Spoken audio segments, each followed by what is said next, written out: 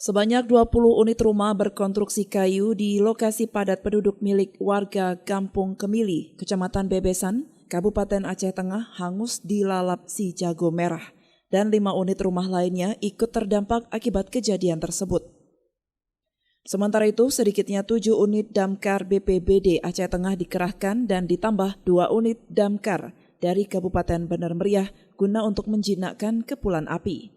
Namun akibat lokasi rumah yang sangat padat ditambah lagi jalan yang sempit sehingga sedikit menyulitkan petugas damkar dalam proses pemadaman dan dengan cepat api melalap 20 unit rumah serta 5 unit lainnya yang ikut terdampak akibat peristiwa tersebut.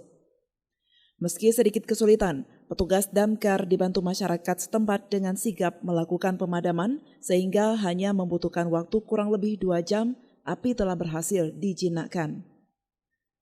Andalika, Kepala Badan Penanggulangan Daerah atau BPBD Aceh Tengah, saat dihubungi jurnalis Puja TV Aceh melalui telepon WhatsApp pada Jumat malam mengatakan, kebakaran terjadi sekitar pukul 17.25 waktu Indonesia Barat dan pihaknya segera menurunkan 7 unit damkar serta ditambah 2 unit damkar dari Kabupaten Bener Meriah. Pemirsa, namun menurutnya lokasi terjadinya kebakaran merupakan lokasi padat penduduk dan ditambah lagi jalan yang sempit sehingga petugas damkar sedikit kesulitan untuk menembus titik lokasi kebakaran. Andalika juga menyebutkan dalam musibah kebakaran tersebut diperkirakan kerugian mencapai 1 miliar rupiah. Kejadian kebakarannya pastinya itu sekitar jam 17.25. Langsung saja armada kita kerahkan dari Aceh Tengah 7 unit.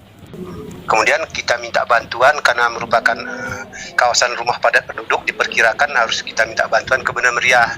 Bener Meriah tadi mengirimkan 2 unit. Kerugiannya itu kan kira-kira ditafsirkan hampir 1 miliaran juga lah itu kan.